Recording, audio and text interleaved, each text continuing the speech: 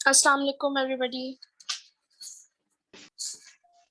क्या हाल है बच्चों? आप लोगों के? वालेकुम सलाम मैम। वालेकुम अस्सलाम मैम। कैसे हैं आप सब? ठीक ठाक हैं? लिंक सबको मिल गया? अल्हम्दुलिल्लाह मैम। Yes ma'am. अल्हम्दुलिल्लाह मैम। चलें, वेरी नाइस। अच्छा, जो बच्चे नहीं ज्वाइन कर सके आप लोग उनको बता दीजिएगा कि रिकॉर्डिंग से देख लें, बिकॉज आई नो कि इस टाइम पे भी कुछ बच्चों की मेल्स आ रही हैं कि हमारा कोई असेसमेंट हो रहा है या जो भी। खैर नहीं आ सकते तो वो रिकॉर्डिंग से जो है they can access the lecture. ठीक है। बाकी ये कि आई वांटेड कि हम थोड़ा सा ज़रा आई विल सी कि हम एक लेक्चर अगर हो सका तो हम एक तो कंप्लीट करेंगे ही, अदरवाइज विल ट्राई कि हम 2 लेक्चर्स आज जो है थोड़ा सा क्विकली रिवाइज करें। ठीक है। मेरी आवाज़ बेटा सबको क्लियर आ रही है? Yes ma'am. Yes yes ma'am. Yes ma'am, clear है। ठीक है।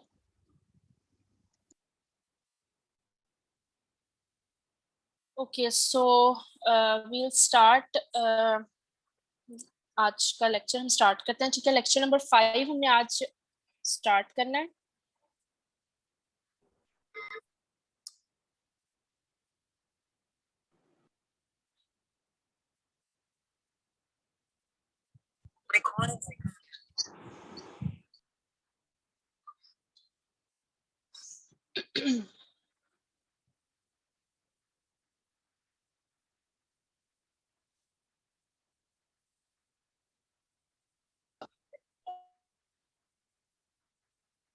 Okay, so the outline for today's lecture जो है आपकी, एक सेकेंड, ये बार बार ना ऑफ हो रहा है, मैं इसको एक दफा देख लूं।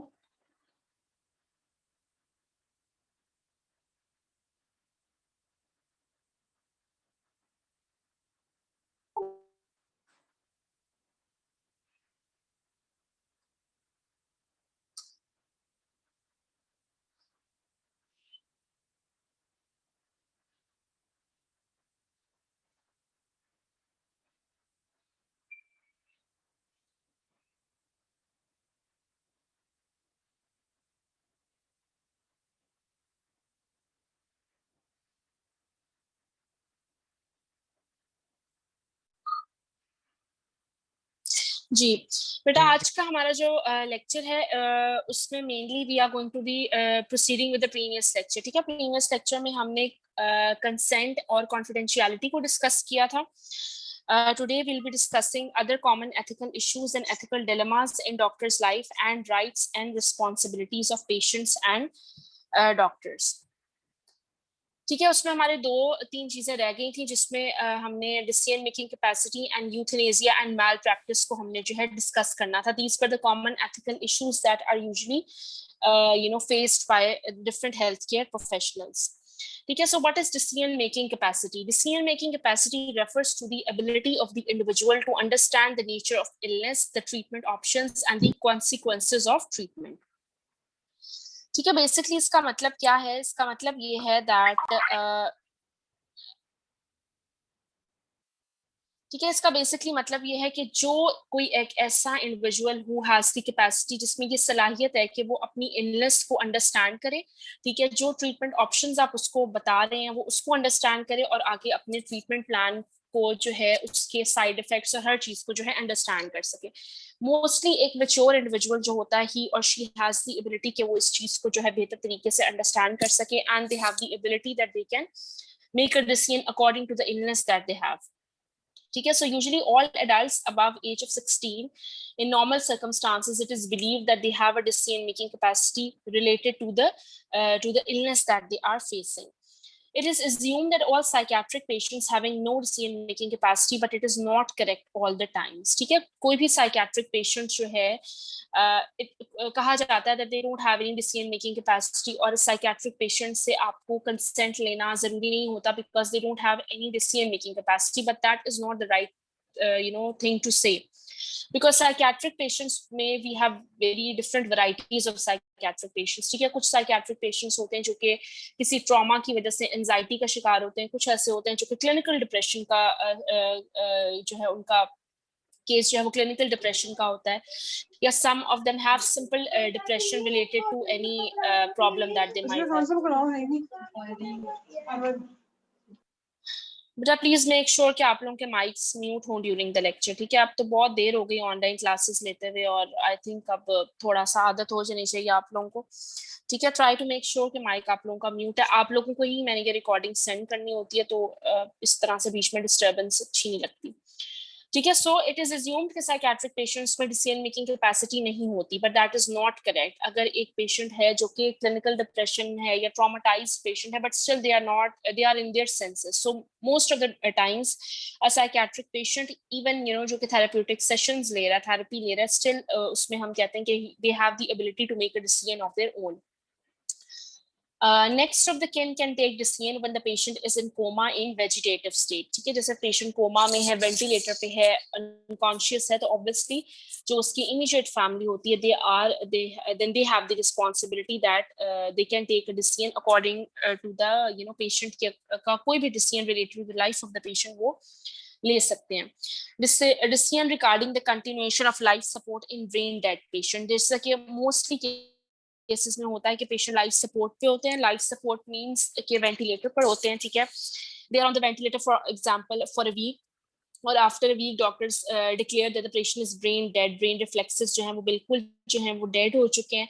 पेशेंट रिस्पॉन्ड नहीं कर रहा है, जो है सिर्फ उसकी ब्रीदिंग जो है या जो हार्ट बीट है वो सिर्फ because of the drugs that we are giving the patient उसकी वजह से चल रहे हैं. So in that state family को, इमीडिएट फैमिली को ये बताया जाता है that the patient is not alive. ठीक है, एक तरह से ब्रेन डेड है बिल्कुल. तो व्हाट डिसीजन यू वांट कि आप लाइफ सपोर्ट या वेंटिलेटर को जो है उसको रिमूव करें. सो इस तरह के जो डिसीजन होते हैं they can only be done by individuals who are actually understanding the nature of the illness. अगर आप बहुत ज्यादा इमोशनली इस तरीके से सोचेंगे then that you will not be able to make such decisions, and only certain individuals who have actually the capacity, they have the उनमें इतनी knowledge या sense होती है, only those patients can actually make such type of decisions. ठीक है, तो एक आपका ये हो गया. नेक्स्ट हम जाते हैं. Parents can take decision on the behalf of their children less than of 16 year of age. ठीक है, 16 year of age most developed countries में होती है, बट हमारे यहाँ ऑब्वियसली 18 जो ईयर्स हैं वो एडल्ट एज कंसिडर होती है after 18. So till then parents can take decision on behalf of their children. Teenagers are encouraged to participate in decision making. उसके अलावा religious believes are very important. Can individual make advance directives regarding health related decisions. ठीक है। Health related decisions में आ जाता है, जैसे living will, DNR, transplant, dialysis, organ donation, ये during life जो है पेशेंट्स इस चीज का जो है वो डिसाइड कर लेते हैं that if they want to donate their organs to somebody, या वो डायलिसिस करना चाहते हैं या नहीं चाहते। ठीक है। उसके अलावा individual will nominate a person who will decide on his और हर बिहाफ वंस ही और she loses the capacity to do so. ठीक है। अगर कोई पर्सन वेजिटेटिव स्टेट में चला गया, कोमा में चला गया, अनकॉन्शियस हो गया, या नर्वस उसका थोड़ा मेंटल रिटार्डेशन की तरफ चला गया, तो ऐसे इंडिविजुअल्स के लिए यूजुअली पावर ऑफ अटॉर्नी होती है, जिसमें they have nominated a certain individual who can make decisions according to उनके बिहाफ पर। ठीक है। So this was about decision making capacity. कि डिसीजन मेकिंग कैपेसिटी अगर आप में होगी, then you will be able to make a decision related to your illness. ठीक है। Another ethical dilemma that is usually experienced by healthcare professional is euthanasia. ठीक है। Euthanasia is when a physician administers a lethal drug to a patient with a patient's full consent and voluntary corporation. ठीक है। इसमें ये होता है कि usually जो इंडिविजुअल होता है या जो पेशेंट होता है वो बहुत ज्यादा डीमोटिवेटेड होता है या बहुत ज्यादा किसी पेनफुल कंडीशन से गुजर रहा होता है, जैसे कि फॉर एग्जांपल कीमोथेरेपी के पेशेंट्स होते हैं, they are in a very very painful state, और हम obviously most of the times euthanasia उन पेशेंट्स पे किया जाता है जिनके बचने के चांसेस जो है वो बहुत ज्यादा मिनिमल होते हैं। सो फिजिशियन जो है he or she will administer a drug that is very lethal to the patient with the patient's full consent and voluntary cooperation। ठीक है। सो फिजिशियन असिस्टेड सुसाइड इसको कहते हैं, where the physician dispenses a lethal drug to a patient with intact capacity for the purpose of themselves bringing an end to their life. Both of these acts are illegal and unethical in our setting। ठीक है। हमारे यहाँ इस चीज को बिल्कुल जो है वो लीगलाइज अभी नहीं हुआ। In certain countries it is legalize कि अगर पेशेंट बहुत ज्यादा एक पेनफुल कंडीशन में है एंड आप उसकी लाइफ सपोर्ट को रिमूव कर दें ताकि उसके लिए वो पेन फ्री हो जाए, बट हमारे यहाँ it is not the case. जब तक हम पेशेंट को जो है वो कर सकते हैं पेशेंट, बिकॉज हमारे according to our religious believe it is that when patient की लाइफ एंड डेथ जो है वो हमारे हाथ में नहीं है ऑब्वियसली। ठीक है। So in our country it is said that whatever the case is, patient चाहे जितना मर्जी पेनफुल कंडीशन में हो, आप उसकी लाइफ सपोर्ट रिमूव नहीं कर सकते even if there is a 1% chance of the patient being getting improve. या पेशेंट अगर आपको कह भी दे कि मुझे टीका लगा दें या मेरी ये उतार दें, ऑक्सीजन उतार दें, या मैं अब नहीं I don't want to go on with my life, I want to end my life, but still आप इस तरह से पेशेंट के कहने पर या पेशेंट की इमीडिएट फैमिली के कहने पर you can not do that, that is illegal और अनएथिकल है। ठीक है। Next is malpractice. Malpractice implies that the healthcare professional was negligent and did not meet the required standards of practice. This includes the failure to undertake informed consent. ठीक है। malpractice is basically a very broader term, एक बहुत generalized term है। इसको आप किसी भी तरीके से ले सकते हैं। malpractice का मतलब है कि आप अच्छी प्रैक्टिस नहीं कर रहे। अब अच्छी प्रैक्टिस बेसिकली क्या होती है? अच्छी प्रैक्टिस होती है कि आपने पेशेंट को प्रॉपर टाइम दिया, आपने पेशेंट को काउंसिल किया, आपके पास नॉलेज है related to the disease of the patient, आपने पेशेंट का ट्रीटमेंट प्लान अच्छा डिवाइस किया है, आपने पेशेंट से कंसेंट लिया है, यू आर पंक्चुअल, और आप पेशेंट के साथ एक प्रोफेशनल रिलेशन कर रहे हैं। तो अगर इन सब कामों में अगर आप कोई भी एक स्टेप मिस करें तो you are basically doing mail practice.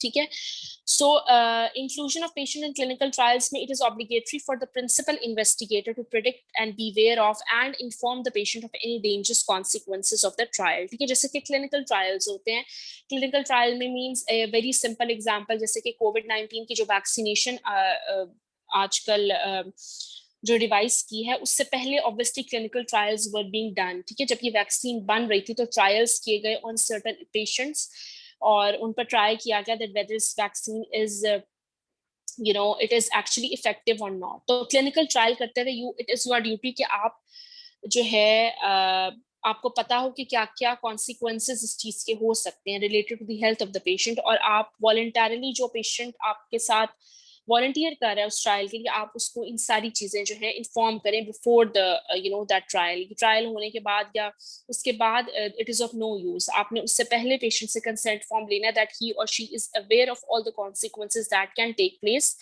Of this particular clinical trial. ठीक है। Any questions up till now?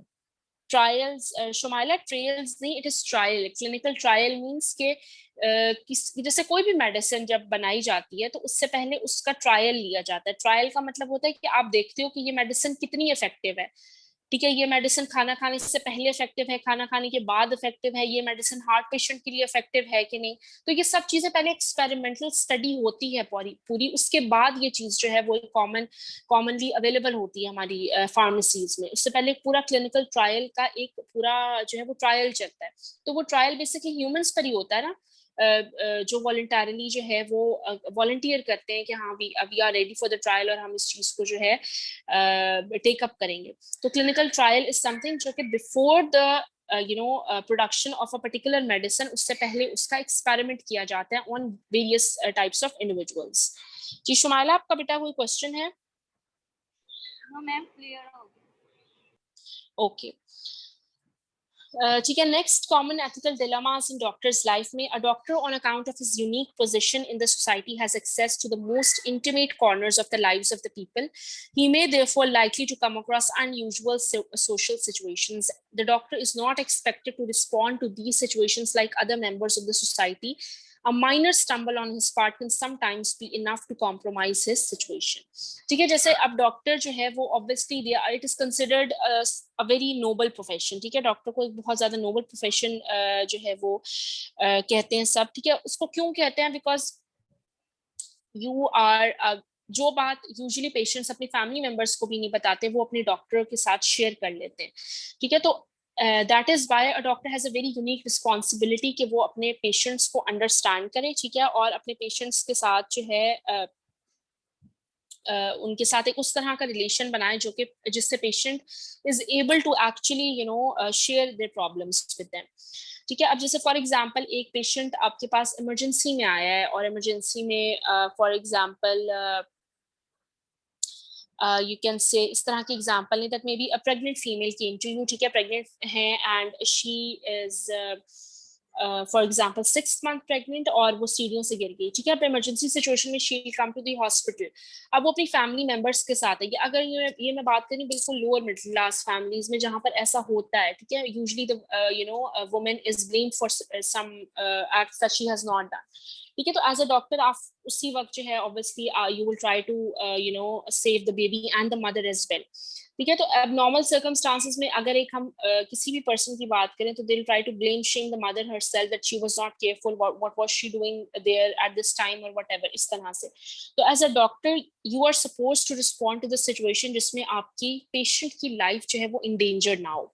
ठीक है, इफ आप इस तरह से उस टाइम पर आप पेशेंट की ब्लेम शेमिंग स्टार्ट कर दें या पेशेंट को जो है अनकंफर्टेबल करना स्टार्ट कर देंगे तो अल्टीमेटली पेशेंट आपके साथ अपनी चीज जो है वो शेयर नहीं करेगा and it can actually lead to the patient losing his और हर लाइफ. तो इमरजेंसी में जब कोई पेशेंट आपके पास आता है तो you have to be you have to act very responsibly and आपने जरा सी भी आपकी जो कोताही हो सकती है या गलती हो सकती है वो एक्चुअली आपकी पोजिशन को खराब कर सकती है. ठीक है, next are different situations of dilemmas. जी लारेब जहरा, एनी क्वेश्चन बेटा?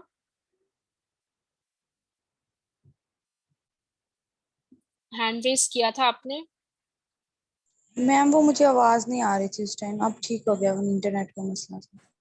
ओके, ठीक है. Next are different situations of dilemmas. Different situations में यूथनेसिया आ जाता है हमारे पास. Accepting gifts from the patient, sexual boundaries violation, charges and fee, consultations and telemedicines, media and medicine, euthanasia and physician assisted suicide, relationship with pharmaceutical industry.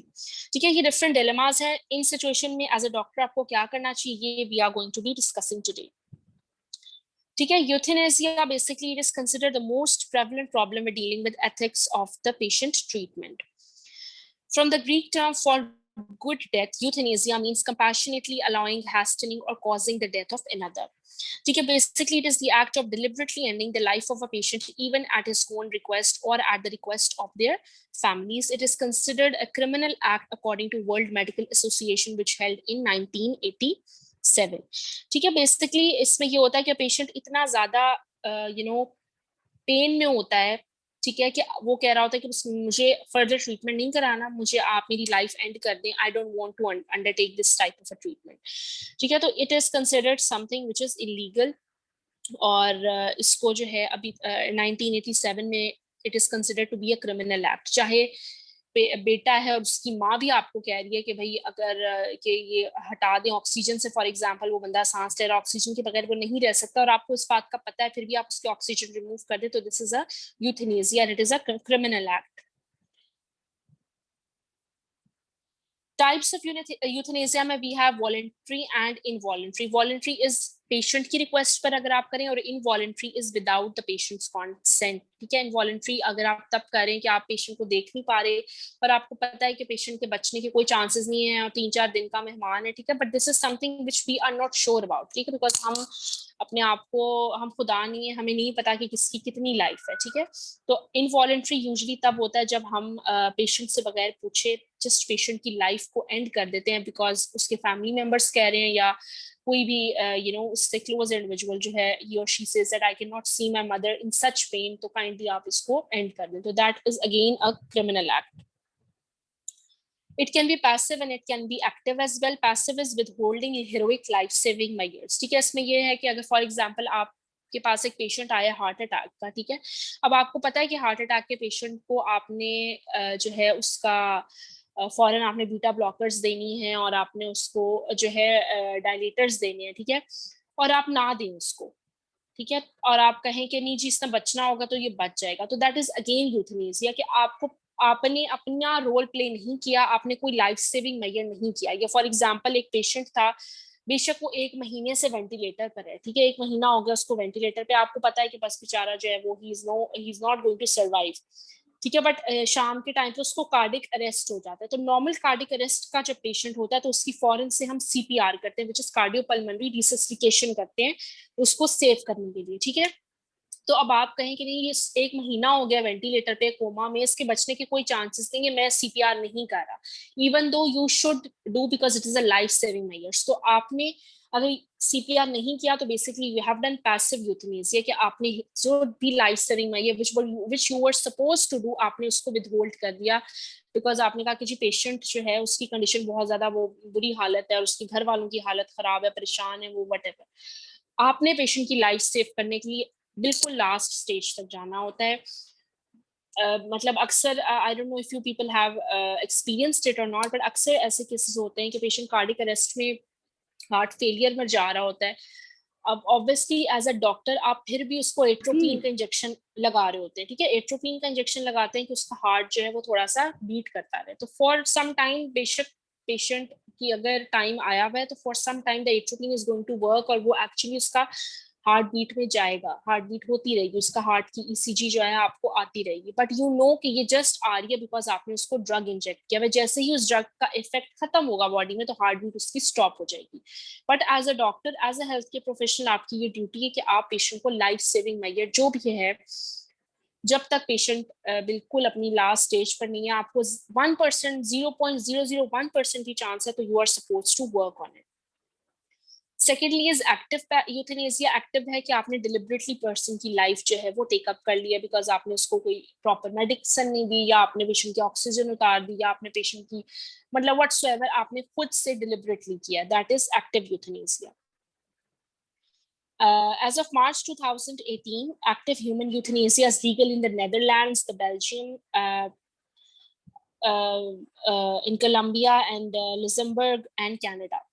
Assisted suicide is legal in Switzerland, Germany, Netherlands, and in the US states of Washington, Oregon, Colorado, Hawaii, Vermont. ठीक है, इन सब में assisted suicide जो है वो common है। assisted suicide का basically मतलब है physician assisted suicide, जिसको हम कहते हैं, basically उसमें होता है कि आप physician से कोई ऐसी medicine prescribe करते हैं, ठीक है, और वो आप खुद से खा लेते हैं, तो that is also physician assisted suicide. ठीक है, फॉर एग्जाम्पल जैसे ऐसे पेशेंट्स, नॉर्मली तो नहीं कोई पेशेंट जाता ना कि डॉक्टर साहब मुझे कोई जहर की गोली या टीका बता दे, मैं मरना चाहता हूँ, नॉर्मली ऐसा नहीं होता। ऐसे पेशेंट्स नॉर्मली आते हैं साइकेट्रिस्ट के पास, ठीक है, साइकेट्रिस्ट के पास जो भी पेशेंट जाता है वो बहुत ज्यादा डिप्रेशन में या कोई भी उसको इस तरह के केस होता है जिसमें ही और she wants to end their life, ठीक है। तो एज अ साइकेट्रिस्ट, अब ये ऐसी डिजीज होती है जो कि with in a few days treat नहीं होती, ठीक है, इनके जो सेशंस होते हैं साइकेट्रिस्ट के वो बहुत देर तक चलते रहते हैं।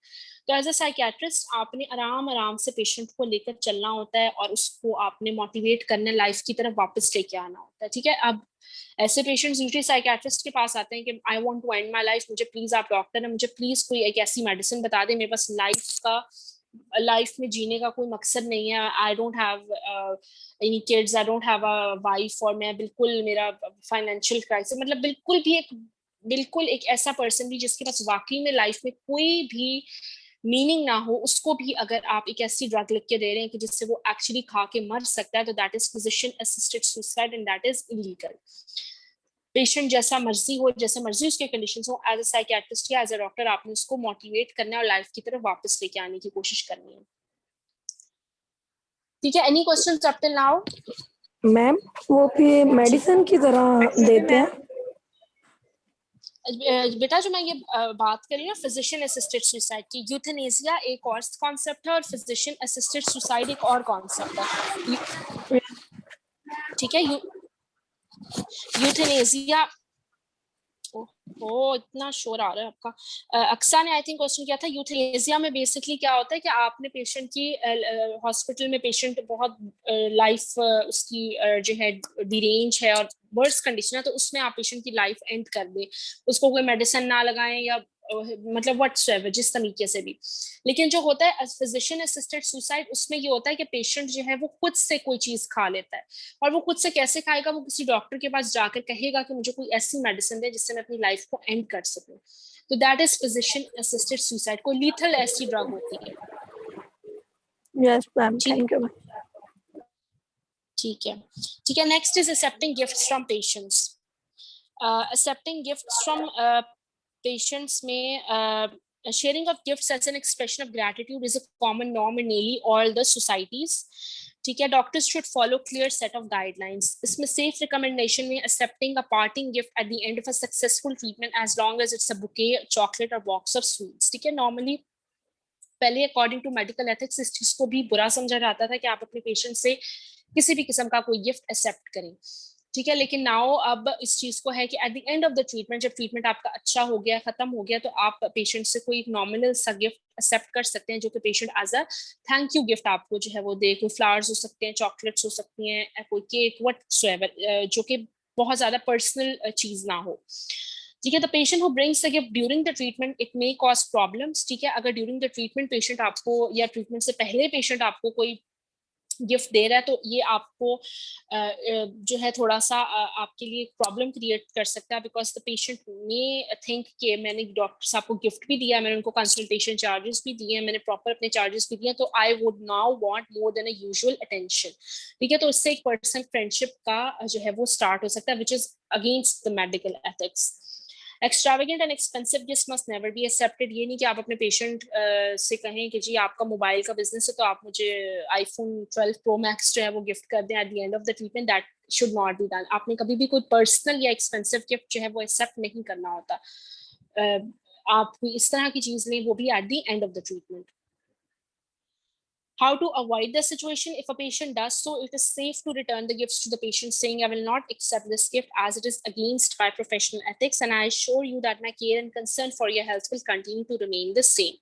ठीक है, आप पेशेंट को इस तरह से कह सकते हैं कि I am not, because ये मेरे प्रोफेशनलिज्म के खिलाफ है, मैं किसी से भी गिफ्ट एक्सेप्ट नहीं करता। तो बहुत एक अच्छे वे में आप पेशेंट के साथ ये चीज़ शेयर कर सकते हैं, मैं एक श्योर करें कि पेशेंट इस चीज़ को अंडरस्टैंड करे कि ये चीज जो है ऑब्वियसली उसके ट्रीटमेंट को जो है वो नहीं खराब नहीं करेगी, ठीक है। Next is sexual boundaries violation. Doctors operate in odd hours in close and sometimes intimate settings for long hours and without clearly defined boundaries of age, gender, social class and physical attributes. They work with fellow senior and junior colleagues, nurses, paramedics, patients and other families and visitors, ठीक है। obviously एक long hours की duty होती है, night time duty होती है, day time duties होती है, and they are in very intimate settings में, ठीक है।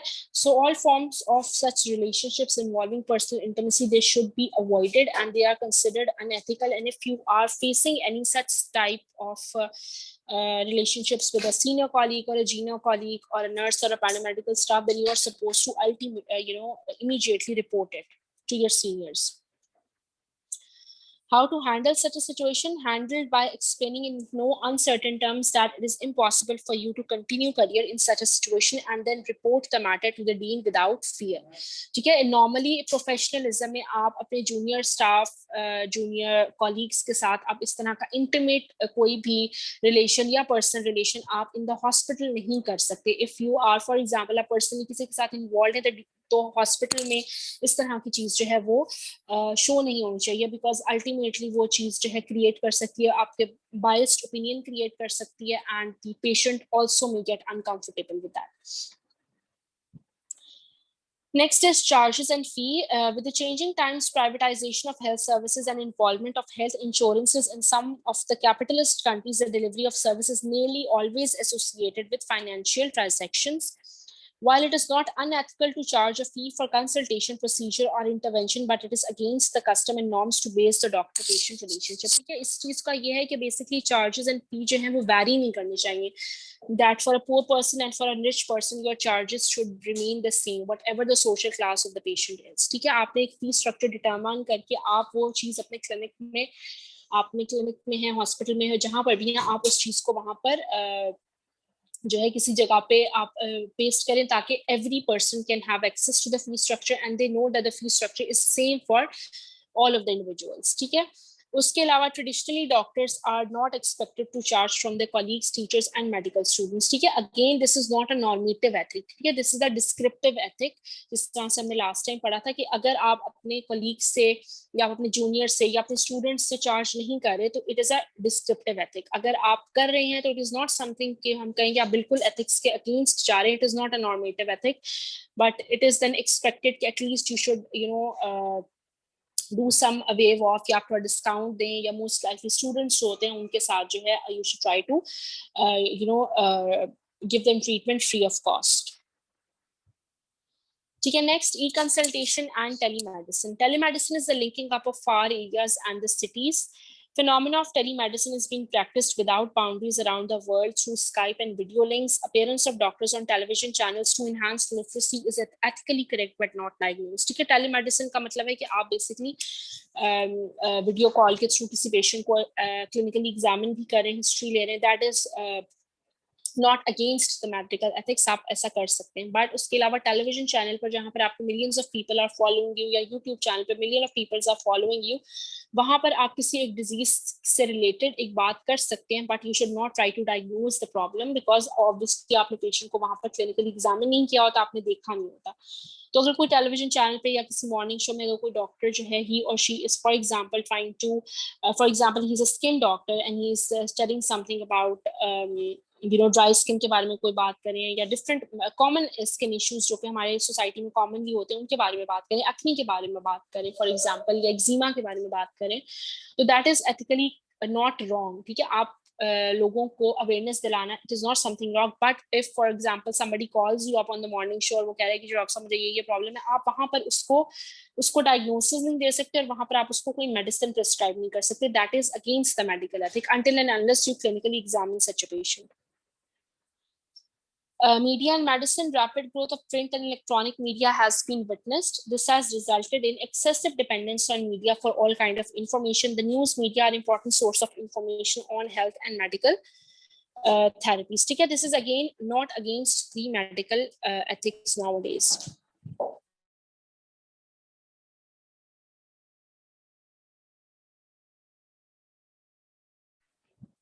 ठीक है, any questions up till now? No, ma'am. No, ma'am. Ma'am ठीक है, next मेरा is एक the क्वेश्चन है. relationship with pharmaceutical industry. ठीक है, pharmaceutical industry में the doctors and the pharmaceutical professional relation of resources to जी बेटा. मैम मेरा एक क्वेश्चन था जी बेटा बोले. कि समटाइम्स ऐसा होता है ना कि हम कोई पेशेंट अटेंड कर रहे हैं तो उसकी अब लाइफ और जो है ना डेथ का वो मामला है, तो फिर उस मौके पे हमें ना वो माइंड में नहीं रहता या हमें भूल जाता है कि अगर हम इसको ये वाली ड्रग देते तो शायद इसकी लाइफ सेव होती है, लेकिन बाद में हमें अगर कोई दूसरा डॉक्टर आके हमें बताए कि यार आप अगर ऐसा करते तो आप इसकी लाइफ सेव हो सकती थी, तो उसके बाद अगर वो उसके जो रिलेटिव्स हैं अगर उनको ये पता चले तो वो आगे यानी कि वो पुलिस वाला वो मामला वो बाज़-बात हो जाता है। तो मैम इस मामले में फिर क्या करना चाहिए? देखो बेटा, वही तो बात है दैट एज अ डॉक्टर आप देखो, जब कोई हो सकता है ह्यूमन एरर हो जाता है, इसमें ऐसी कोई इतनी वो बात नहीं है, लेकिन वही तो बात है दैट एज अ डॉक्टर आप एक बहुत ही नोबल प्रोफेशन में है और आप पेशेंट की अगर लाइफ सेव कर रहे हैं, करने का आपको रिस्पॉन्सिबिलिटी है, then you should try to make sure that you are very much attentive. ठीक है। और दूसरी बात जहां तक है कि जी एक डॉक्टर आके ये कह रहे हैं कि आपने ये नहीं किया या फलाना, तो ऑब्वियसली डॉक्टर्स उस तरह की बात obviously they don't do it in front of the patients. They can understand कि पेशेंट्स की जो है एक पर्सनल जो है अटैचमेंट होती है विद देयर पेशेंट, बट आप ये जो आप 4-5 साल एक मेडिकल उसमें पढ़ते हैं और साथ मेडिकल कॉलेज में पढ़ते हैं, तो आई डोंट नो यहाँ आपकी यूनिवर्सिटी का तो इस तरह का माहौल नहीं है, लेकिन अब अगर आप किसी मेडिकल कॉलेज की बात करें तो वहां पर 5 इयर्स में आपको एक तो ऑब्वियसली आपको मेडिकल नॉलेज मिल रहा है, बट उसके साथ साथ आपको स्ट्रेस और प्रेशर हर स्टूडेंट पर होता है। ठीक है, कि आपने एक स्ट्रेसफुल सिचुएशन में आपने एक बहुत ज्यादा हाई प्रेशर में किस तरह से अपने आप को मेंटली स्टेबल रखना है और अपने दिमाग से काम लेना है और एक्टिव रहना है। ठीक है, तो ऐसा बहुत कम होता है कि एक डॉक्टर एक इमरजेंसी सिचुएशन में भूल जाए कि जी मुझे ड्रग लगाना भूल गया, मैं बहुत ज्यादा घबरा गया था। That does not really happen. ठीक है, बिकॉज जो डॉक्टर्स होते हैं वो बहुत ज्यादा उनकी ट्रेनिंग इसी तरीके से हुई होती है। जो हाउस जॉब वो 1 साल करते हैं डिफरेंट डिपार्टमेंट्स में, वहां पर they see a lot of patients, they see a lot of such scenarios जहाँ पे इमरजेंसी सिचुएशन होती है, life and death all the time उनके सामने होती है। तो एक ट्रेनिंग उनकी बहुत ज्यादा हार्ड होती है इन सच। तो इस ट्रेनिंग का मेन मकसद ये होता है कि आप एक स्ट्रेसफुल एनवायरनमेंट में अटेंटिव रहें, अपने दिमाग से सोचें।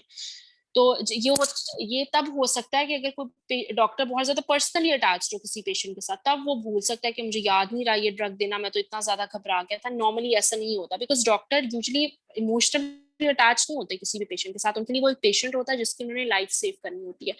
जैसे ही उसकी तबीयत खराब होगी तो उनके माइंड में ये ड्रग ही आएगा, ये नहीं आएगा कि अच्छा ये मर गया तो पता नहीं क्या होगा या मेरा क्या होगा। It usually does not happen. ठीक है, तो अगर हो गया फॉर एग्जाम्पल, तो ऑब्वियसली दैट इज वो तो फिर डॉक्टर की गलती आती ही आती है। ठीक है, उसमें हम ये कह सकते हैं कि हम ये नहीं कहेंगे कि उसने यूथनेसिया कर दिया या उसने जान के ये किया, but obviously it will be the doctor की तरफ ही बात आएगी कि you were suppose to save the life of the patient, but because of your negligence ऐसा नहीं हुआ और पेशेंट जो है वो उसकी डेथ हो गई या पैरालाइज हो गया व्हाटसोएवर। तो obviously that will be the doctors negligence. उसको हम यूथनेसिया नहीं कहेंगे। यूथनेसिया का मतलब है कि आपने जानबूझकर जो है पेशेंट को कोई ड्रग नहीं लगाया या कोई गलत ड्रग लगा दिया, या आपने उसको मतलब बेसिकली आपके माइंड में यही था कि आपने पेशेंट की लाइफ को एंड करना है।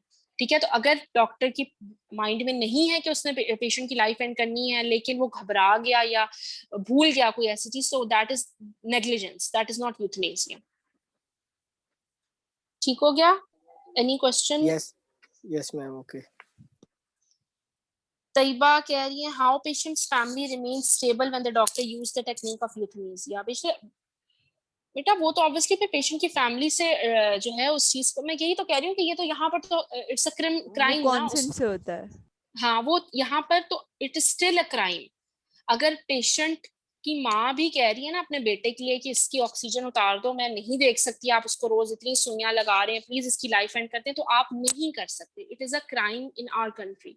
ठीक है, जिन कंट्रीज में इस चीज को लीगलाइज्ड कर दिया गया है वो वहां पर ऑब्वियसली पहले से उनसे कंसेंट लिया जाता है, एक पूरा फॉर्म होता है, उस पर लिखा होता है कि आप ये जो है द फैमिली है, ही और she wants to end the life of their brother sister whosoever the patient is, और उनसे साइन करवाया जाता है।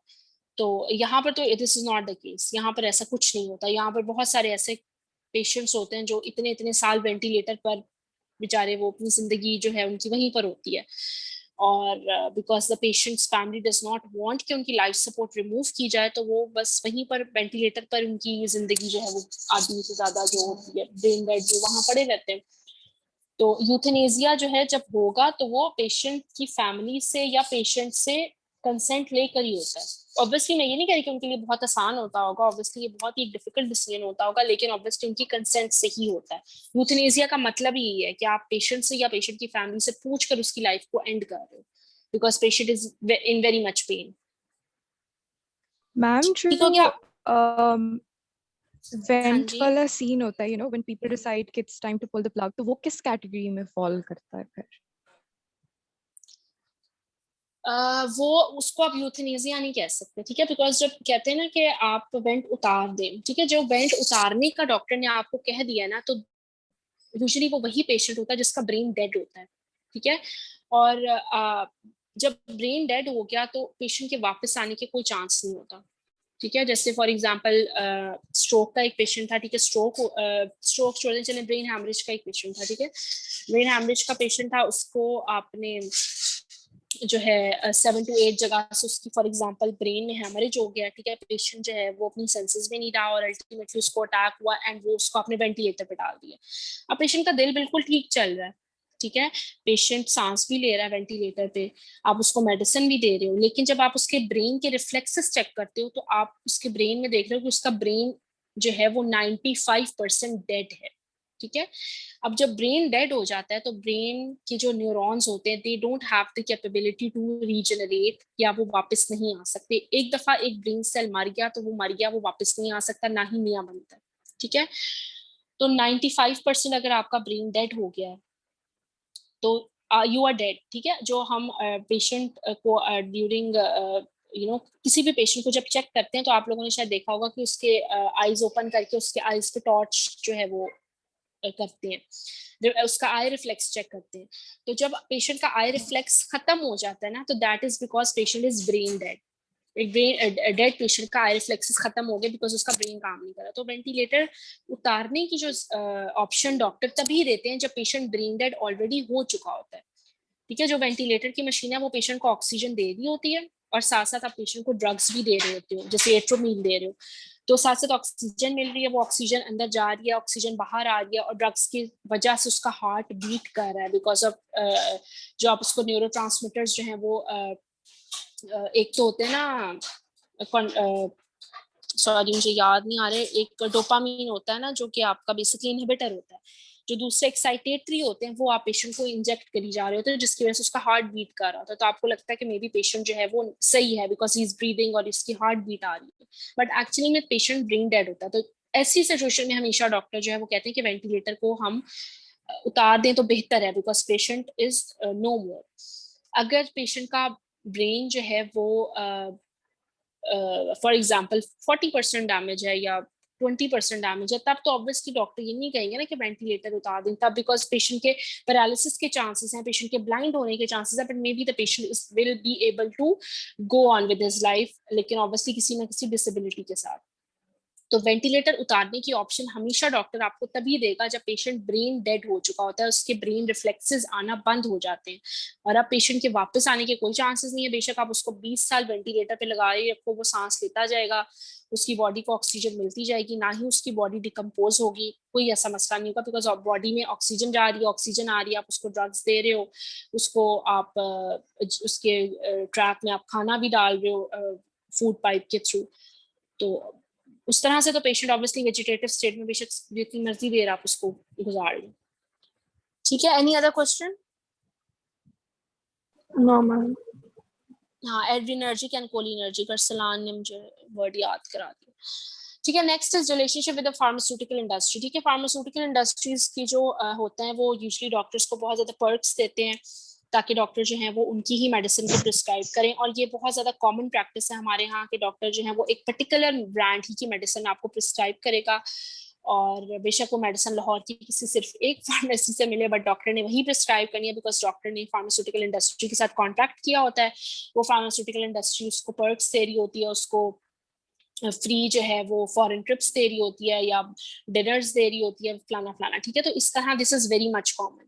तो बेसिकली ये चीज अनएथिकल होती है, आपने बहुत ज्यादा फाइनेंशियल असिस्टेंस नहीं लेनी होती, आप फार्मास्यूटिकल जो इंडस्ट्री है उनके साथ एक प्रोफेशनल रिलेशनशिप रखें, और इफ यू थिंक कि वो ड्रग इजीली अवेलेबल है पेशेंट के लिए और हर पेशेंट के लिए वो रीजनेबल है, हर पेशेंट उसको अफोर्ड कर सकता है, तब आप उसको जो है वो कर सकते हैं। लेकिन फार्मास्यूटिकल इंडस्ट्री से बहुत ज्यादा गिफ्ट्स लेना, बहुत ज्यादा फेवर्स लेना, that is against the medical ethics, और नॉर्मली डॉक्टर्स को इस तरह नहीं करना चाहिए। आपको हमेशा कॉस्ट इफेक्टिव ड्रग प्रिस्क्राइब करनी चाहिए, ठीक है, और वो ड्रग देनी चाहिए जो कि इजीली अवेलेबल हो, कि पेशेंट पहले की एक बुरी कंडीशन में है और आप उसको एक ऐसी ड्रग दे दो जो कि कहीं किसी फार्मेसी पे अवेलेबल नहीं है और पेशेंट 10 फार्मेसी घूम रहा है, तो that is against the medical ethics.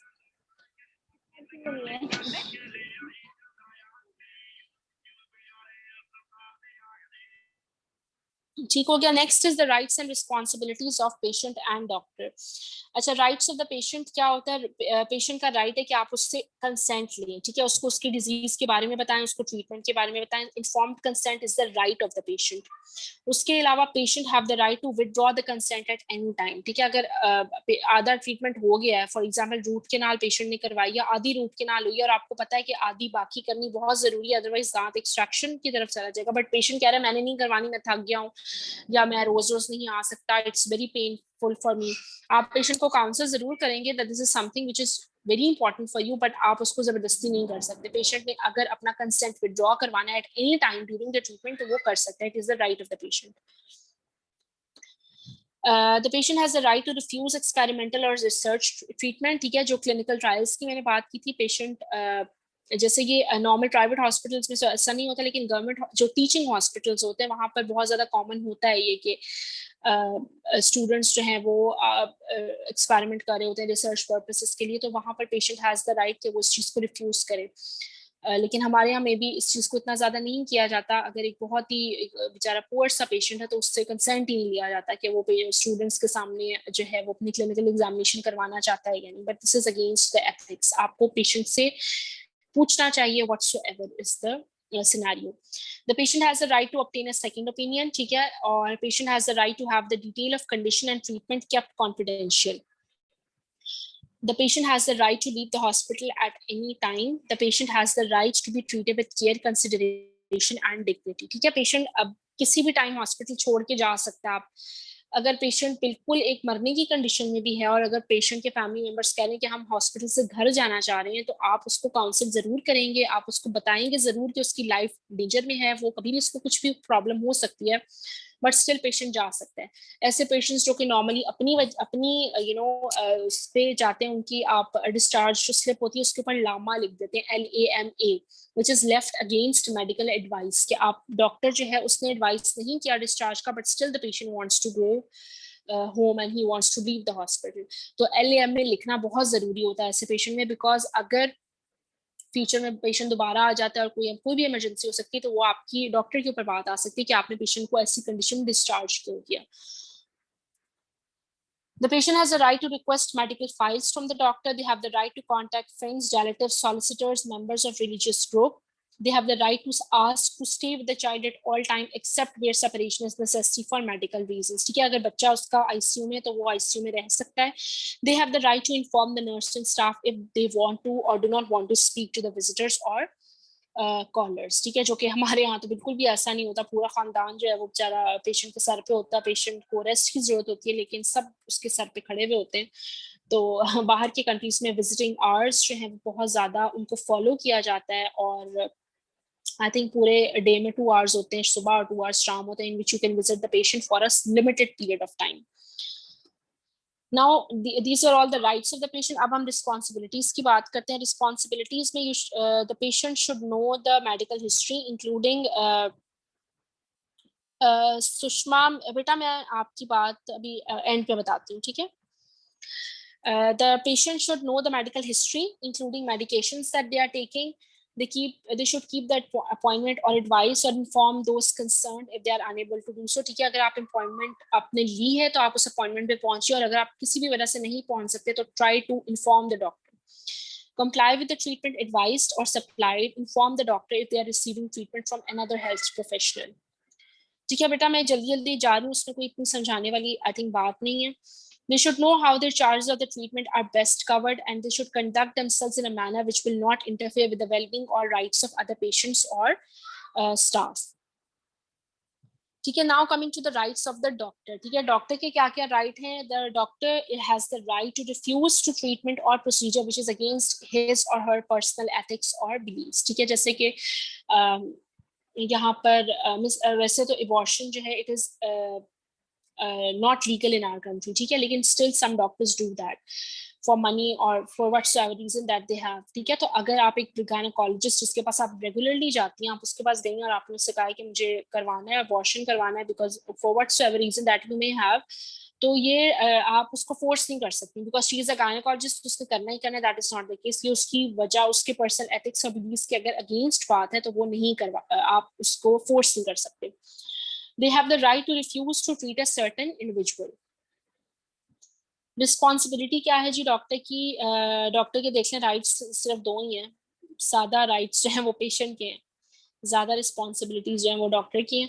ठीक है, responsibility to provide scientific information on disease diagnostics and treatment options available. ठीक है, वही बात कि आपने पेशेंट को इन्फॉर्म्ड कंसेंट बताना है, आपने सारी चीजें रिलेटेड टू द डिजीज, चाहे पेशेंट को जो है आपको लगे कि वो नहीं अंडरस्टैंड कर पाएगा, बट स्टिल आपने एक एक चीज उसको उसके लेवल पर आकर बतानी होती है.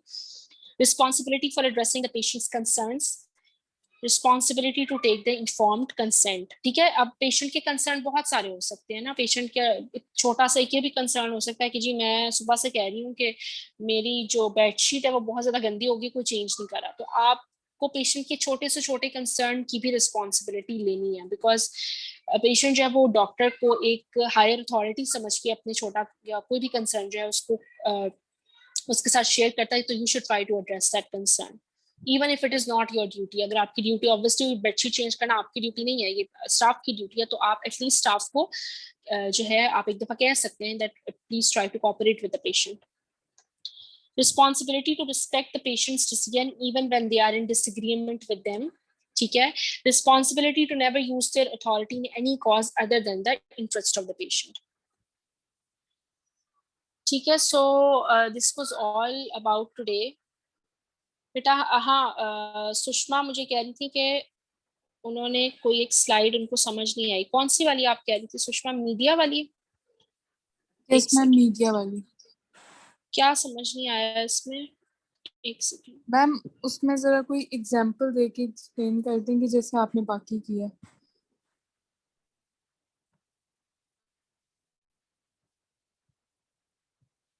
देखो, मीडिया और मेडिसिन की बात जो हम कर रहे हैं ना वो बेसिकली ये है कि बेसिकली हम एथिकल डिलेमास पढ़ रहे हैं कि क्या क्या प्रॉब्लम्स हमें आ सकती हैं. ठीक है, अब ये होता है कि आपको आजकल इलेक्ट्रॉनिक मीडिया या सोशल मीडिया इतना ज़्यादा वो कॉमन होता है कि हमें ज़रा सी भी कोई चीज़ होती है ना तो हम फौरन गूगल करते हैं. ठीक है, जरा सी खांसी हुई, जरा सा मुंह पे कुछ हो गया, बट कोई भी एक चीज होती है हम फौरन से उसको गूगल करते हैं. और ऑब्वियसली गूगल की जो नॉलेज होती है इट इज नॉट, इसको कहते हैं नेट सर्फिंग करना. सर्फिंग क्या होती है? सर्फिंग होती है कि आपने बेसिकली जो सी सर्फिंग लोग करते हैं, वाटर सर्फिंग, कि वो बिल्कुल वेव्स के ऊपर ऊपर होते हैं, वो डीप सी में नहीं होते.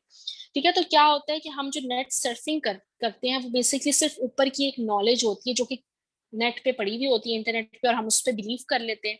और फिर हम क्या करते हैं कि हम डॉक्टर की बात को उस तरह से अंडरस्टैंड नहीं करते, या हम समझते हैं कि हमें ज्यादा पता लग गया, डॉक्टर को उतना नहीं पता, या डॉक्टर हमें मिसगाइड कर रहा है.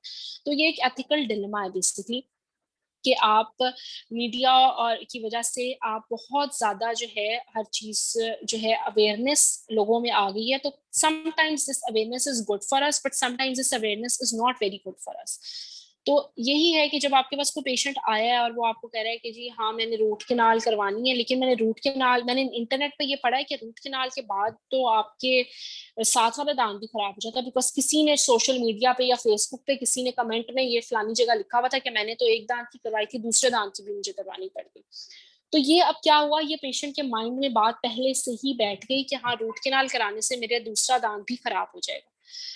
तो this is something which we as a doctor, हमारी रिस्पॉन्सिबिलिटी कि हम पेशेंट को अगेन हमने काउंसिल करना है और उसको बात समझानी है कि जो चीज आप मीडिया पर, सोशल मीडिया पर देख रहे हैं वो हर चीज सही नहीं होती. ठीक है, बिकॉज ऑब्वियसली हर प्रोफेशनल जो कि अपनी फील्ड में स्पेशलाइज्ड होता है उसको अपनी फील्ड के बारे में ज्यादा बेहतर तरीके से पता होता है। तो this is again ethical dilemma कि आप उस चीज को किस तरह से आपने फेस करना है, किस तरह से पेशेंट को आपने कन्विंस करना है कि जो चीज उसने पढ़ी है मे बी वो सही हो, मे बी वो सही ना हो, या मे बी वो किसी वेल डेवलप्ड कंट्री में ऐसा ट्रीटमेंट होता हो, हमारे यहाँ ये ट्रीटमेंट अभी तक पॉसिबल नहीं है। ठीक हो गया? Okay, thank you ma'am. जी, और बेटा किसी का कोई question? Excuse me ma'am. No ma'am. जी जी मैम असिस्टेड सुसाइड के बारे में दोबारा बता दें। असिस्टेड सुसाइड का मतलब है फिजिशियन असिस्टेड सुसाइड, ये कि आप डॉक्टर से कोई एक लीथल ड्रग जो है वो प्रिस्क्राइब करवा लें, ठीक है, और आप ऑब्वियसली वो ड्रग खुद आप खा लें। डॉक्टर आपको नहीं, डॉक्टर ने नहीं आपको खिलाया, डॉक्टर ने आपको फोर्स नहीं किया, पर डॉक्टर ने आपको प्रिस्क्राइब किया, तो that is physician assisted suicide. Because हर बंदे को तो नहीं पता होता ना कौन सी मेडिसिन कितनी खाऊंगा तो मैं मर जाऊंगा, या I can have a cardiac failure और कार्डिक अरेस्ट। तो फिजिशियन असिस्टेड सुसाइड होती है कि फॉर एग्जांपल जैसे एक पेशेंट आपके पास आया है और आप उसको बता रहे हो कि जी आपको ब्लड कैंसर हो गया और आई एम सॉरी बट आपके पास इतना ज्यादा टाइम नहीं है और स्टेज 4 का आपको कैंसर है जो भी, ठीक है। तो अब वो पेशेंट आपसे कहा कि डॉक्टर साहब मैं तो कीमोथेरेपी और मुझे तो हॉस्पिटल से बहुत डर लगता है और आप इस तरह से मुझे कह रहे हैं, मैं तो कोई ट्रीटमेंट नहीं कराना चाहता, आप प्लीज मुझे कोई ऐसी मेडिसिन लिखते हैं जिसे खा करना मैं I can and my life, और डॉक्टर उसको ऐसी मेडिसिन लिख दे जो कि उसके लिए लीथल हो, तो that is physician assisted suicide, ठीक है। उसके बाद यूथेनेसिया आ जाता है। यूथेनेसिया में आपने पेशेंट से कंसेंट लिया और पेशेंट से कहा कि आप, पेशेंट हॉस्पिटल में है आपके पास और आपने उसको ऐसा इंजेक्शन लगा दिया या आपने उसकी कोई ऐसी ड्रग जो कि उसने लेनी थी जो कि उसके लाइफ सेविंग है वो आपने उसको ना दी, तो that is euthanasia.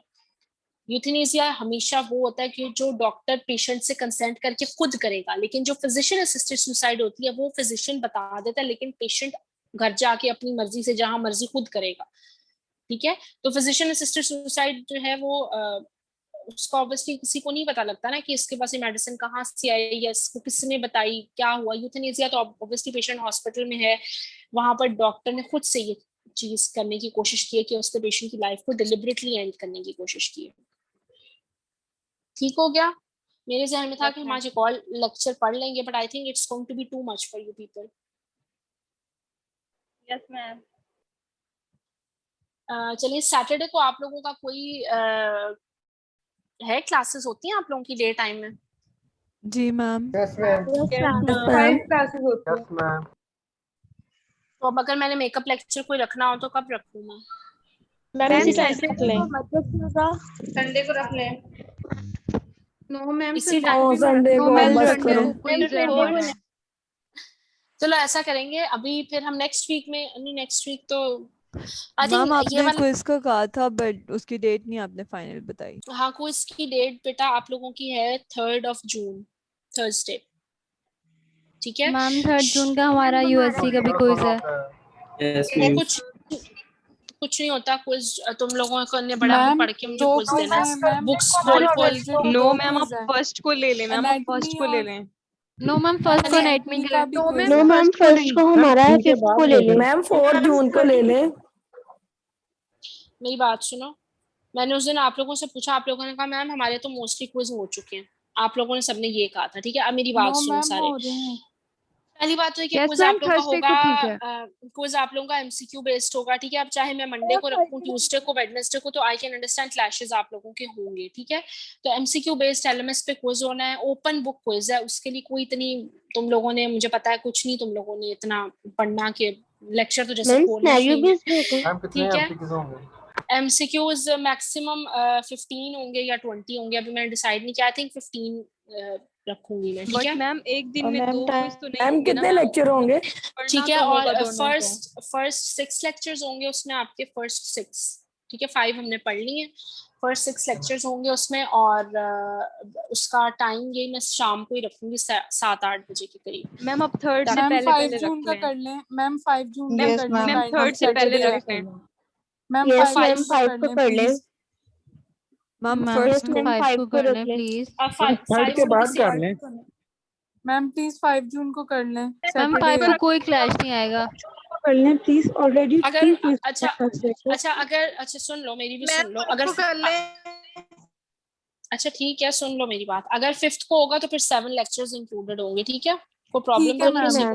Okay ma'am, okay ma'am.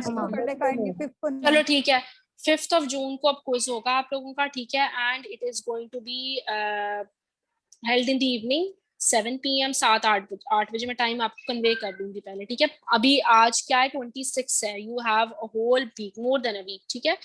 5th of June को होगा, first 7 lectures will be included, ठीक हो गया? Yes ma'am. 7 lecture ma'am kindly 4th को कर लें। चलो तुम लोग अब देखो बेटा, मेरी बात सुनो। आप लोग 3 सेक्शन हो मेरे पास। इट इज नॉट पॉसिबल कि मैं हर एक के क्लैशेस को रिजॉल्व करूं, ठीक है?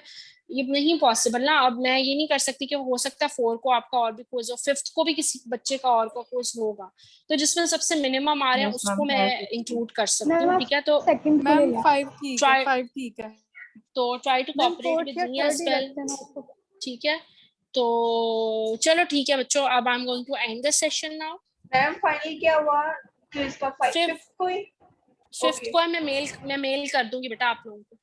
Okay ma'am. Okay ma'am, okay ma'am, अल्लाह हाफिज। ठीक हो गया? चले, अल्लाह हाफिज एवरीबॉडी, अल्लाह हाफिज। मैम अल्लाह हाफिज।